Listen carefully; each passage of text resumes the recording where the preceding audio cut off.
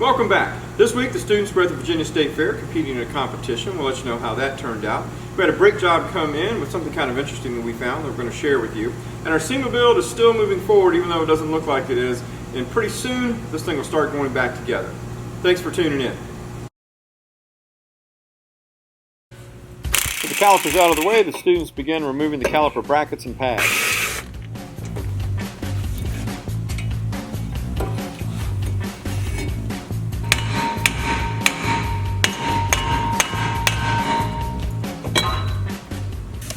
New rotors and pads are being installed, so the first step is to clean the new rotors.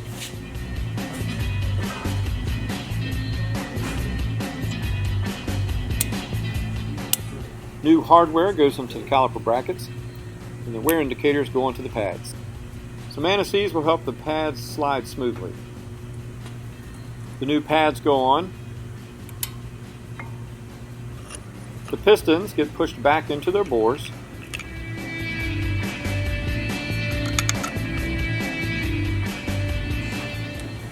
Then the calipers go back on to complete the assembly.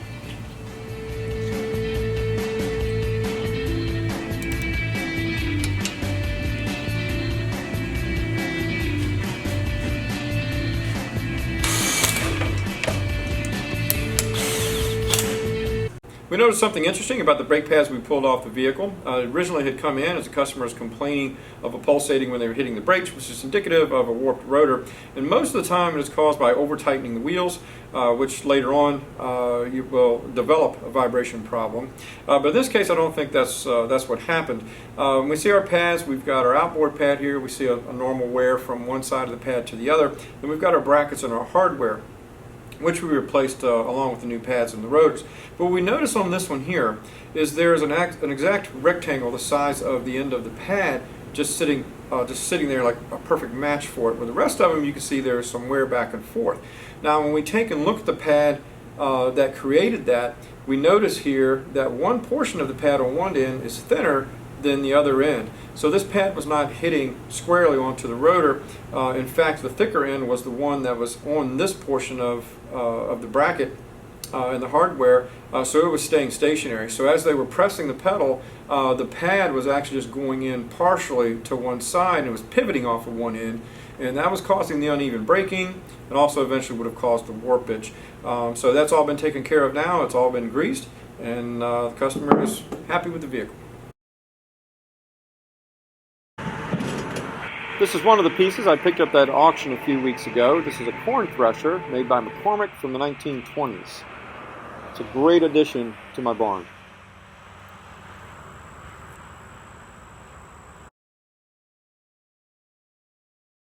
Here Harvey and JC are doing a PDI while their judge eats lunch.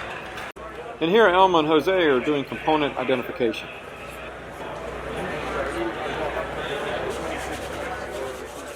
There were several electrical tasks at the competition.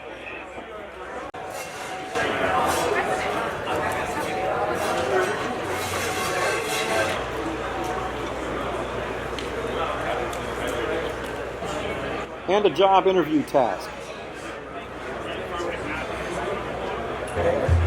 Here the students are putting together a drum parking brake assembly. And this is a scan tool task where there was a fuel delivery problem.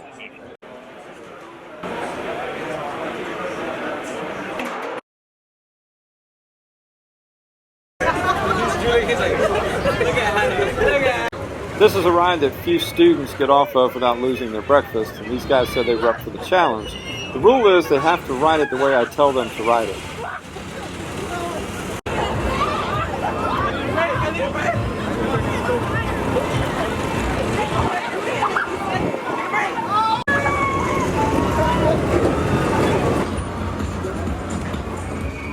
They didn't know the ride had stopped to let other people off. I gave the operator $5 to keep it going.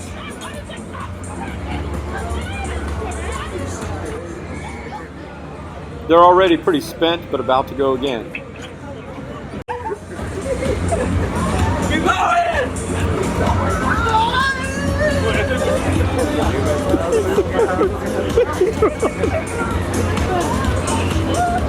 Stop! Can we stop? No, keep going! Some of the past graduates that have done this before are beginning to have flashbacks, I'm certain.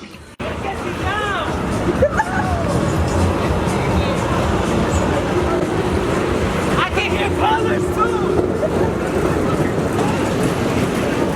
I can take it apart!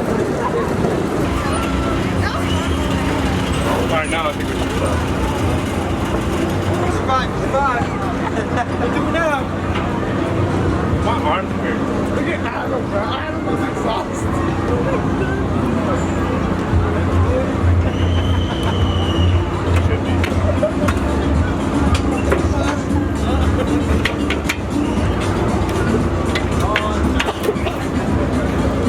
I cannot walk straight.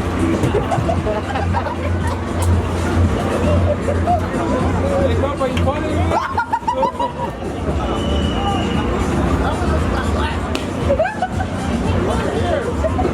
Hey, bro, you need glasses?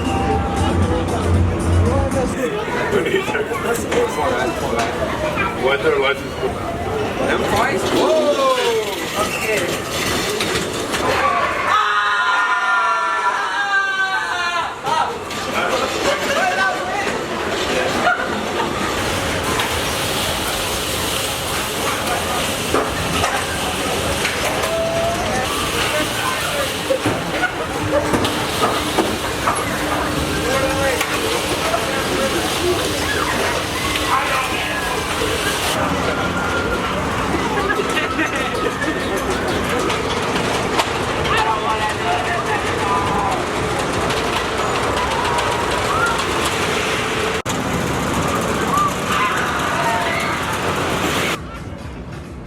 This was one of 3.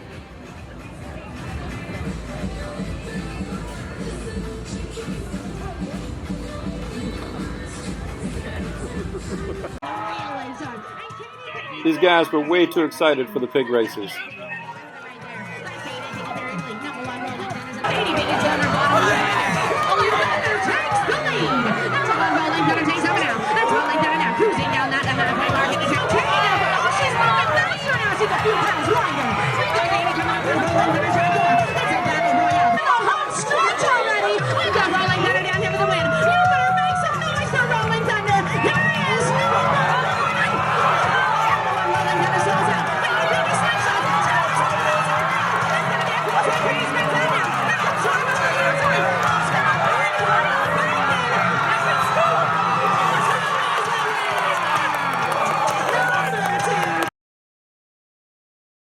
So we're going to start with the 9th place winners, Team 111 from Hilton High School in Woodbridge, Virginia.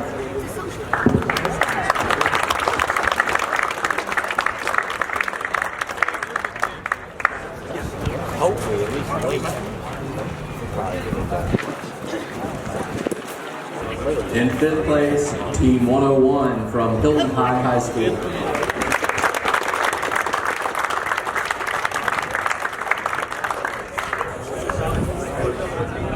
All these guys will be ready for the tougher competitions later in the year.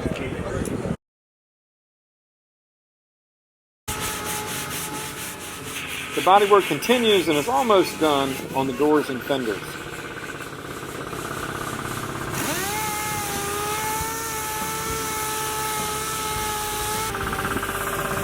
This door is ready to be wet sanded and painted, as well as this front fender. Keystone donated these wheels that were made just a couple days ago. I'm scotch brightening these wheels to prepare for paint. I'm painting the wheels our accent color.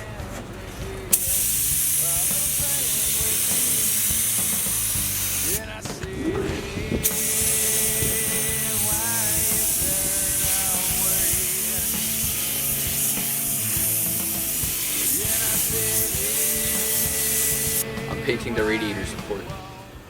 And doesn't he really sound excited about it? Next time on Bulldog Builds, we'll have the rest of the green paint on the outside of our wheels, and we should have paint on our doors and fenders. We've also got a special announcement that we're going to be making about the build. See you next week.